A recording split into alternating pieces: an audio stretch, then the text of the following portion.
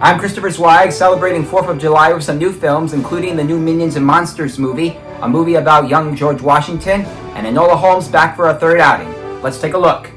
Our first movie is Minions and Monsters, and unlike the last few Despicable Me entries, this one is the best installment in years. It takes us back to the roaring 20s when the Minions find themselves in Hollywood and become major stars in the silent movie era, until the talkies come in and nobody likes their Minionese language. So their only recourse is to make a monster movie, and using a wizard spellbook, they summon up Cthulhu. But he's as big as Scrappy-Doo, green as Mike Wazowski, and is named Goomy. He's voiced by Trey Parker, the co-creator and star of South Park and the voice of Balthazar Bratt in Despicable Me 3, and he wants to dupe them into thinking he wants in on their passion project. The celebrity voices are entertaining, and yet they never upstage the Minions. They include Christoph Waltz as an ambitious director, Jesse Eisenberg as a Day the Earth Stood Still robot, Zoe Deutsch as a suffragette girlfriend, George Lucas as himself, and Jeff Bridges doing two voices as twin studio heads. Instead of relying on the Minion slapstick to sell Minions and Monsters, it allows them to have fun with the movie-making genre and have a crossover appeal for both kids and adults. There are a number of movies that you might be reminded of, like Sunset Boulevard, Singing in the Rain, Cats Don't Dance, or Monsters vs. Aliens,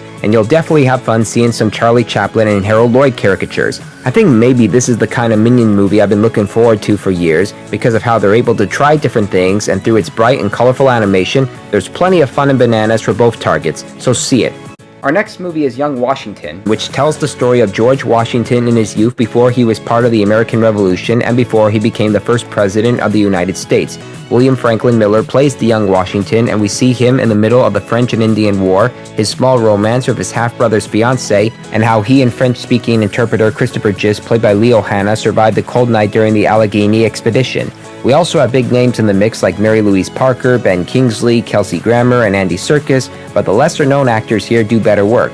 Young Washington is the first movie John Irwin has directed since Jesus Revolution, and while he has some good actors to work with and some nice representations of Washington's adventures, he doesn't have the kind of pacing to keep things balanced. In fact, it ends up having wooden teeth in the narrative. Sometimes it plays like an action movie with some of the dialogue, and other times it wants to feel like a historical war movie with how the founding father came through.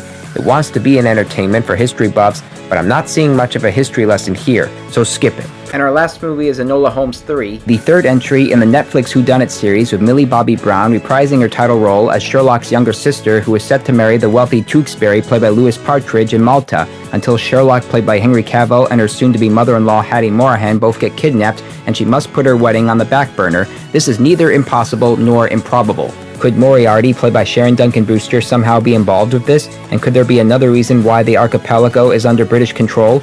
Those are mysteries for Enola to solve. Enola Holmes 3 doesn't compare with the second film because it doesn't really have the direction of the first two films, but it still likes to interest us with how the kidnappings are part of something. It tries to take itself seriously, and it works with the right acting and consistency. As a producer for the first time in the series, Brown is still the right young actress to play the title detective because of how her youth and spirit keeps Enola on the right track. I have better judgment in her in this franchise than I did last year in the awful Netflix hit The Electric State, and these Enola Holmes entries didn't cost $300 million to make. This franchise allows her to broaden her horizons as a young actress, and the movie itself is charming. Elementary, my dear Watson, so see it. Recapping this week's new movies: thumbs up for Minions and Monsters, thumbs down for Young Washington, and thumbs up for Enola Holmes 3.